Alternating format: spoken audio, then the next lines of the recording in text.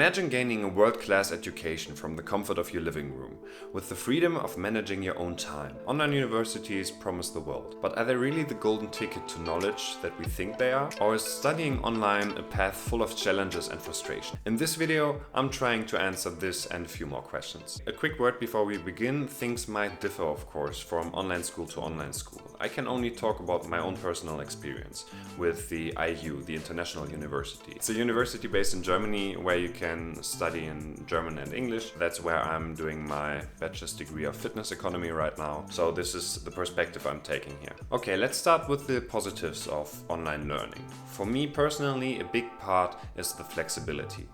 You can learn on the side basically, and although I'm doing a full-time study, I have a lot of time to do the things that I want to do in my free time, or the side projects that are very important to me. I can study whenever I want. I'm not forced to go to a university. I don't have to sit at the screen at times that they give me, but I can just watch all the lessons and lectures on demand and the recordings of those, which is really freeing. This also allowed me to not move out of the city I live in at the moment. So that's a really good thing, and if you don't want to move or can't move for some reasons, that's definitely a thing to consider. You can even travel or move during the studies if you want to live somewhere else, or if you want to just study and travel, or work and study and travel, or whatever, then an online study is definitely the best and probably only way to do that. Another big positive is that the program is self-paced. Of course, in my case, I aim for 6 semesters,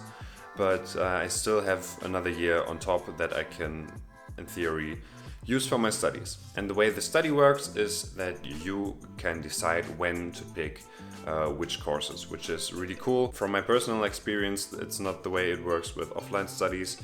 I could theoretically take courses from the 6th semester in my first semester if I wanted to. They give you a recommended order of the courses that you should complete them in, but you don't have to stick to that. I do, but you don't have to. So if you're interested in something from the 3rd semester, you can do it right at the start, where there's no problem in that. And with this self-paced approach, it's amazing that you don't have to stress out incredibly to finish something on a deadline or cram a lot of stuff into your head before a big exam. You lay your exams yourself, and you do not have any deadlines except the deadlines that you set yourself.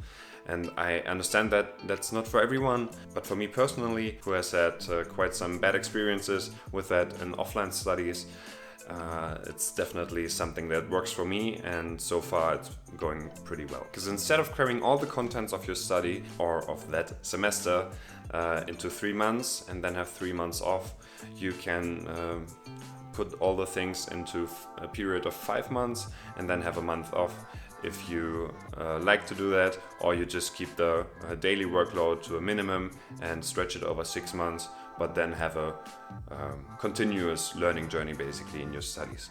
And that's a really good thing. You can, if you want to, even go faster than 3 months and then chill for the remainder of the semester. I don't do that, but you certainly can. Let's say you still live with your parents and you want to stay there.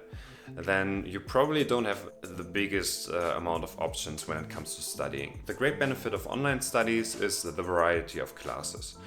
You can choose from a broad spectrum. You can just stay in the city you live in right now and stay with your social circle and everything. But you can study a course that is only available in a certain country, for example, which is really unique to online learning. And it's almost guaranteed that you'll find something that interests you, especially if you look for something in the management category. Of course, when you look for medicine or law or some of these classics, you won't be able to find that online, but that's a different case. A really great bonus that they grant you at the university that I study at, they grant you access to all the scripts of the other courses. So for me, example, if I'm very interested in nutrition, and that way I can look at the scripts and read them obviously about nutrition that are normally not in my course. And if you're there for the knowledge, which I think you are if you're doing an online study, then that's a great way to expand on that. Those were the 3 positives that I wanted to cover in this video. Now let's move on to the negatives. And of course, as with everything that gives you some sort of freedom, it comes with a price. Now, money is always a very subjective topic, so I don't want to spend too much time on it, but it can go easily over 300 euros a month or dollars, and you have to see for yourself if that's feasible. If you're from the US, you might laugh at that, but in Germany it's normally very inexpensive to study at a public school or a public university, where you normally pay like 300 euros per semester, which is of course a huge difference. So here you just have to decide for yourself if the freedom. I'm not gonna try to give any advice in that direction because it's so unique to everyone's situation. The second negative that is quite a huge thing actually is a lack of vibe. For lack of a better word, just using that because you don't really feel like you're studying and that you're part of something bigger. There's this community that's just kind of missing. Of course, when you're living in a university city, you see a lot of students, it's buzzing. I've lived in a student city and studied on campus, so I know that feeling, and it's just very different. You actually feel like you're studying, you're meeting your friends and everything, and making new friends through your study. And though it's certainly possible with an online study if you really want it, it's quite difficult and just not quite the same. Making friendships over Zoom and Teams is definitely possible, but it's not for everyone. You have to be aware of that. If you're a very social person, an online study might not be the right thing for you, but then you're probably not even watching this video.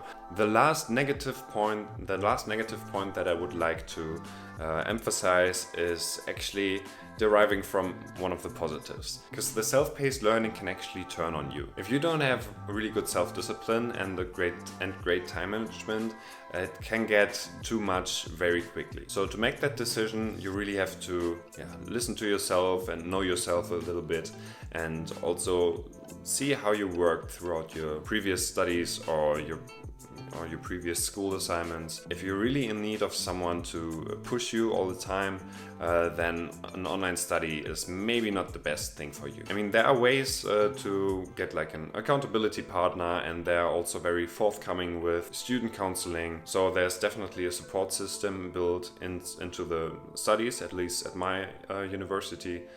But just be aware, most of the time you're sitting alone in your room, reading through pages, writing assignments. And though that's most often also the case with an offline degree, it's just enhanced through the online environment. To sum up my main points, on the positive side, we have the flexibility, the self-paced learning, and the variety of topics when it comes to online learning and online studying. And when we look at the negatives, we have the problem of money, the big lack of vibe of studying, and the lack of pressure to actually complete this study. Now, I feel quite positive about my online studies, and I know that my current lifestyle would not be possible if I did a normal offline study.